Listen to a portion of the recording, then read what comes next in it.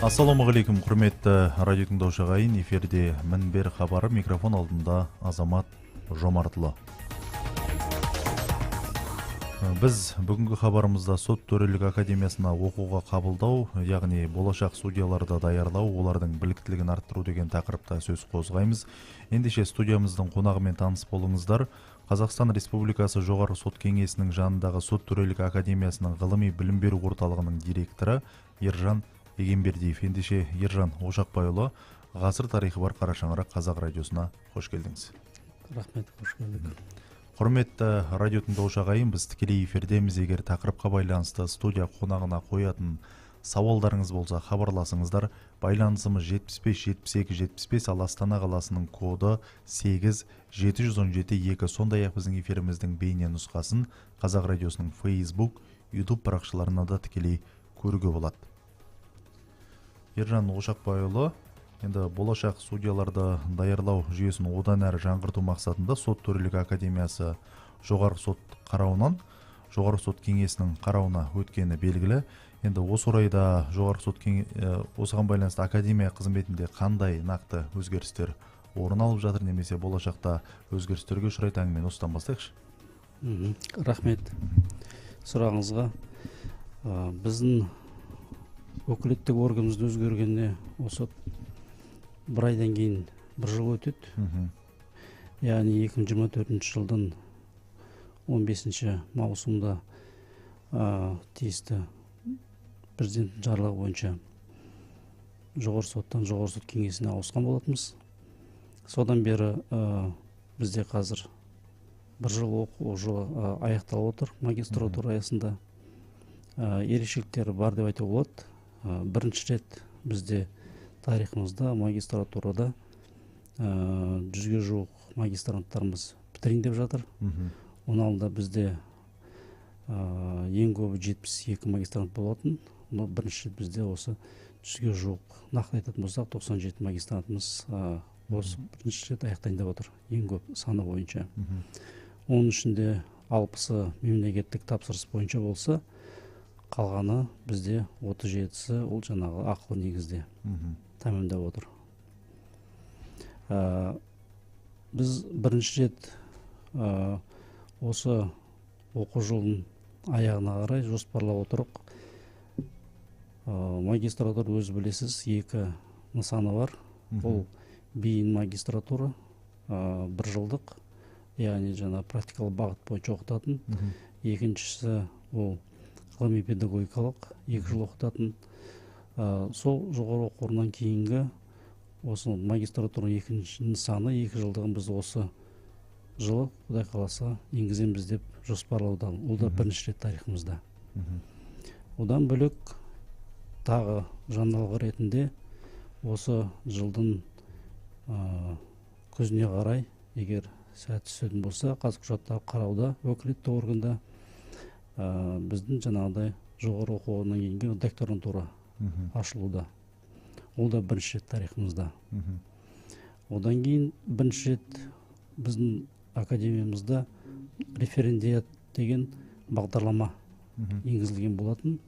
Ол бағдарлама европалық елдердің біразында бар, бірақ бізде бұның ерекшелігі өте қысқа мерзімде судьялыққа кандидаттардың айтқанда қалауы бойынша дайындық курстарын өткізу. Бұл дайындық курстар тағы да ерекшелігі онлайн форматта. Онлайн форматта әртүрлі құқық саласына байланысты. Бізде бүгінгі күнде осы жылдың басында қаңтар айынан бастап ақпан айындарда азаматтық құқықтық бағыт бойынша өтті. Одан кейін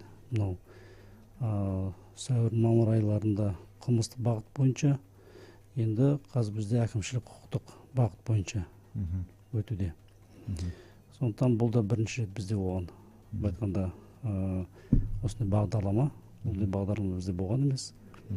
Енді осы 3 бағытты айтып өттіңіз ғой. Жалпы енді қоғамда осы 3 бағыттың қайсысына қазір сұраныс қатты? Сұраныс қатты деп оны біз енді уақыт өте анықтайтын шығармыз. Себебі оған біз тек қана магистратураның жаңағы бейін, яғни практикалық бағыт бойынша оқып келгенбіз.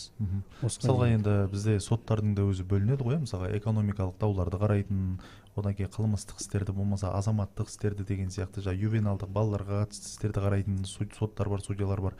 Осылардың ішінде қай судьяларға негізі қазір орын жетіспейді, қай судьяларға мысалға тапшы бізде практикамызда көп көрсететін? Расында да бізде Қазақстан 2000 жылдан бастап мамандырылған соттарға айтқанда бөлініп, бүгінгі таңда әлі өзгерістер болып отыр сот жүйесінде. Соңғы өзгеріс мысалы отбасылық соттар бізде. Енді әр соттың өзінің ерекшеліктері бар, әрине мамандырылған соттардың, бірақ сұраныс бойынша әрине ең көп азаматтық істер бойынша. Неге десеңіз, мынау істерді егер бөліп қарасаңыздар, 4 нысанға азаматтық, қылмыстық, әкімшілік құқық бұзушылық десек, саны бойынша ең көп қаратын азаматтық. Ол түсінікті де шығар, себебі әр азамат өзін жаңа кез келген азаматтықтан қорғау үшін сот арқылы жүгінетініміз талап қою арқылы. Олар көп саны бойынша. Енді құқық бұзу саласында дағы ең көп істер осы азаматтық істерде ғой, негізі тіркелетін. Сондықтан осы категория бойынша әрине судьялардың да саны жетіспеуде сол осы бағытқа байланысты. Енді көп болғанда өзі 200-ден астам 300-ге жетпейтін саны жалпы республика бойынша бүгінгі таңда. Ержан Ошақбайұлы, енді жаңа ғана сөз басында өзіңіз айтып өттіңіз, осы маусым айында академияға оқуға қабылдау жұмыстары басталады дедіңіз. Енді бізді тыңдап отырған тыңдаушылар бар, оның ішінде жаңа болашақ судья болғысы келетін азаматтар бар, болмаса біліктілігін арттырғысы келетін судьялар бар. Енді талаптарын айтып таныстырып өтсеңіз. Рахмет. Бізде осы келатқан оқу жылына құжаттарды қабылдау 1 маусымнан басталады, 29 шілдеге дейін болады. Яғни осы 2 айдың ішінде жаңа қабылдау жүргізіледі. Құжаттар қабылдау кезінде 3 нәрсеге назар аударамыз. Бірінші ол жасы міндетті түрде 29 жасқа толу керек. Екінші жаңағы білімі, ол жоғары заң білімі болу керек, кем дегенде бакалавриат саласы бойынша. Үшіншісі ол жаңағыдай еңбек өтілі. Еңбек өтілі бойынша бізге маңызды заң саласы бойынша кем дегенде 5 жыл. Саладағы еңбегі? Заң саласындағы кем дегенде 5 жыл болу керек еңбек өтілі. Құжатты қалай қабылдайсыздар? Онлайн форматта бола ма, әлде келіп міндетті түрде тапсыру керек па? Емтихан қалай, іріктеу қалай болады? Құжаттарға келетін болсақ, құжаттарында саны өзі анық белгіленген. Біздің жаңа өзіміздің академияның ресми сайты бар. Сол сайтында көрсетілген. Әдетте ол жаңа жеке куәлік. Ол жаңағыдай мен білімдегі байланысты болсын диплом болу керек. Одан кейін жаңағыдай еңбек өтіліне байланысты еңбек кітапшасы немесе басқа да шарттармен рәсімдеу, анықтау керек еңбек өтілін. Және 4-шіден жаңағыда бұл денсаулығына байланысты. Медициналық анықтама 075 U деген формасы бар, сол бойынша тапсыру керек. Енді құжаттарды тапсырудың өзінің бүгін таңда 3 жолы бар. Бірінші ол жаңағы дәстүрлі өзі тікелей келіп біздің академияға тапсыру, қолма-қол. Екіншісі ол егер алыс өңірде орналасқан болса, ол жаңағыдай почта қызметін қолдану арқылы жіберсе болады. Немесе қазіргі заман талабына сәйкес ол электронды форматта. Ол да бар бізде.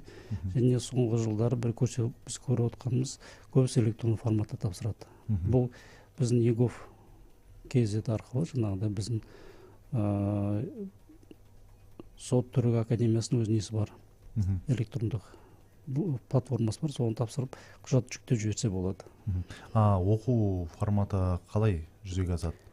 Оқу форматы бізде тек қана күндізгі бөлім, яғни олар жаңағыдай күндіз сағат 9-дан кешкі сағат 5-ге дейін білім алады. Аптасына жаңағыдай 6 күн, дүйсенбіден бастап сенбі күні оқу жалғасады. Мысалға бұл жерде жаңа өзіңіз айтқандай, магистратура мынау ғылыми бағыт бойынша 2 жыл деп айттыңыз, ал енді мына өндірісте жүрген азаматтар үшін біліктілігін арттыру мақсатында оларға 1 жыл, олар мысалға жұмысында жаңағы жалақысы жүре береді тиісінше, басқа қаладан келетін болса, бұл жақтағы жатақхана мәселесіне дейін шешіп береді, әлеуметтік мәселелері. Енді бұл жерде екеуінің бір ара жігін түсіндіріп өту керек сияқты. Сұрағыңыз түсінікті.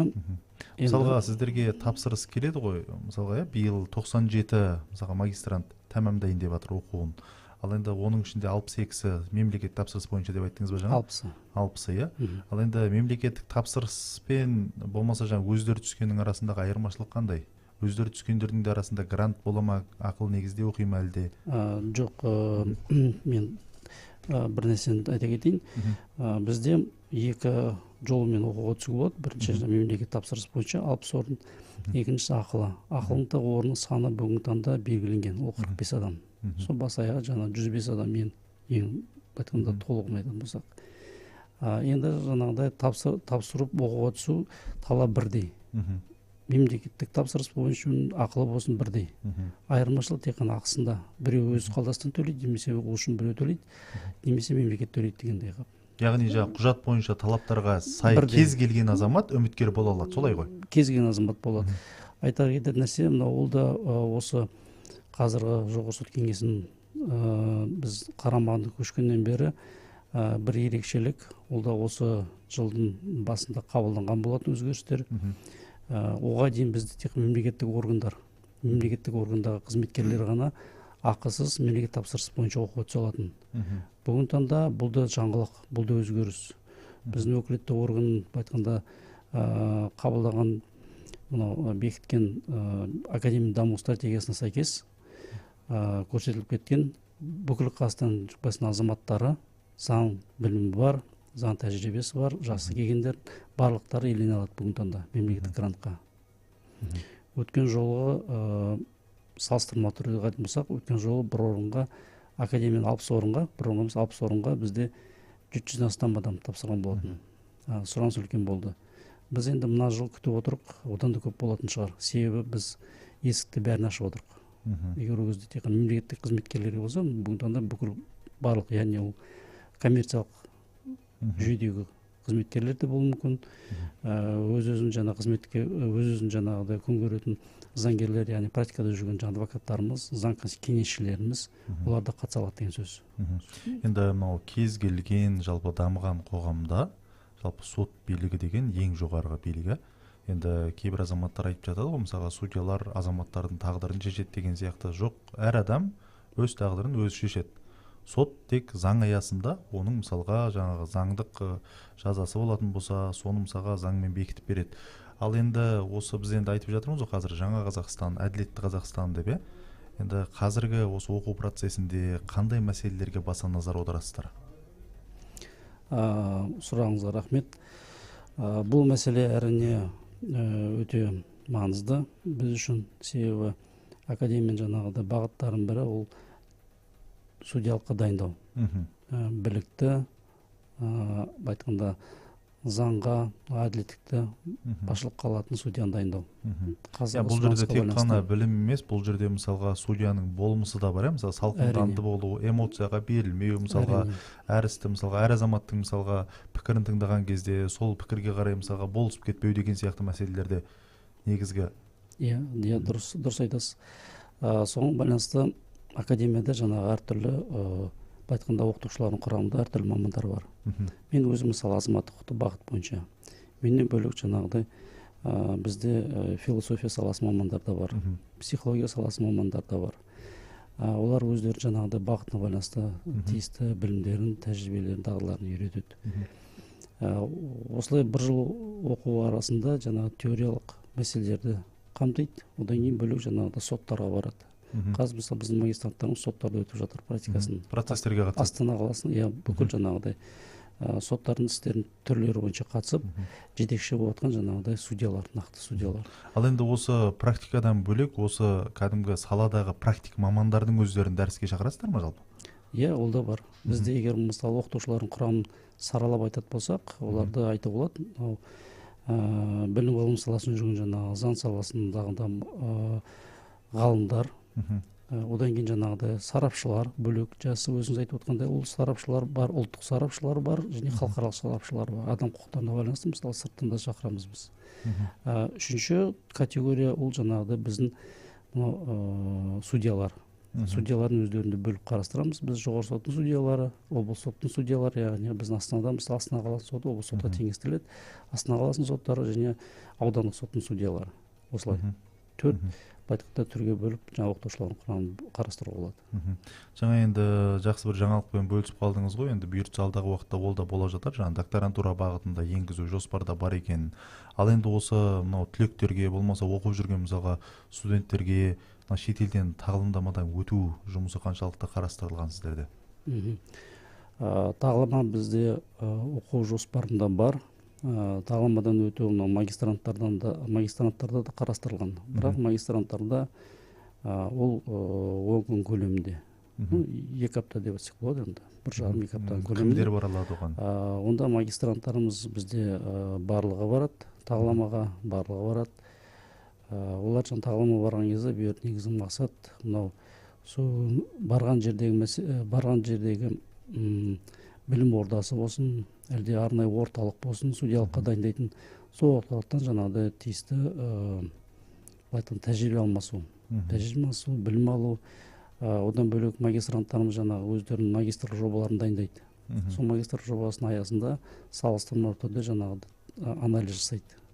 Ол елде қалай, бізде қалай. Яғни біздің мақсатымыз енді алдын қатар мемлекеттің қатарына кіріп, мүмкіндігінше жаңа биіктен көрініп, адам құқықтарын қорғай білу онда шын мәнінде. Сондықтан сол біз әрқашанда бір орында тұрмай, өзімізді дамыту үшін сондай жаңағыдай оқу тағылымға жібереміз. Енді тағылымның жаңа екінші түрі ол жаңағы сайтыңыз докторантура арасында өте ұзақтау болады. Өте мерзімі жаңа 10 күн содан да ұзақ болады. Оны біз енді қарастырып себебі әріптестеріміз бүгінгі таңда бізде 20-дан астам әріптестеріміз бар. Олар жаңа жақын шетел, алыс шетел дегендей. Солардың ішінде жаңа қарастырамыз болашақта. Ержан Ошақбайұлы, енді эфир аяқталуға жақын қалған екен. Соңғы сауал, қысқаша ғана жауап берсеңіз болады. Енді қазір жасанды интеллект, ақпараттық технологиялардың, соның ішінде цифрлық технологиялардың дамыған заманы, біз енді айтамыз, ол болашақта жасанды интеллект дәуірі келе жатыр деп, шыны керек бүгіннен басталып кеткен сияқты. Оны өзіміз күнделікті практикада, өмірде де көріп жүрміз. Енді осы оқу процесінде академияның мысалға оқыту базасында осы жасанды технологиялар, цифрлық технологиялар қаншалықты қолданылады? Бұл мәселеңізге қатысты былай деп жауап берсе болады. Сұрағыңызға өте орынды, рахмет. Расында да 21 ғасырда қазір бәріміз қарап отырып, электронды форматта көптеген бағдарламалар енгізіліп жатыр. Біз осы жылдың сәуір айында жоғары сот кеңесінің бастамасымен, қолдауымен бізге крем полигон ашылған болатын, криминалистикалық полигон. Сол криминалистикалық полигонда бізде жаңағыдай қазіргі әртүрлі бағдарламалар қылмыстың ашу жолына байланысты, ол жаңағы қылмысты ашуға байланысты, яғни сот дәлелдемелер деген өз тақырыбы бар. Зерттеу, жаңағы қылмыс жасаудың ізін қарау, жаңа қалай жасалды әртүрлі әдістер бар. Соның бәрі қазір ақпарат технологияның қолданысымен жүзеге асырылып отыр. Одан бөлек бізде әрине осы сіздердей студия сияқты бізде сот отырысының жаңағыдай залдары бар. Әртүрлі іске арналған, азаматтыққа бөлек, қылмыстыққа бөлек. Ол да осындай жаңағыдай телекамералармен, бейне жазбалармен жабдықталған. Оны да жаңа біз болашақ судьялар, яғни магистранттар арасында өткіземіз. Сот отырыстарын. Оны да көріп, жаңағы бейнеге өздерін жаңағы қателіктер, осы қателіктеріне жаңа жұмыс жасау үшін қарастырады. Одан бөлек магистрлық жобаның аясында да бізде әртүрлі тақырыптар болады. Мысалы, қазіргі соңғы тақырыптарымыз алаяқтыққа байланысты, қаржы системасында алаяқтар қалай қолданады, банк жүйесін жаңағы бұзу арқылы адамдардың жаңағыдай мүліктерін иеленеді заңсыз. Соған қарай зерттеулер жүргізеді балалар.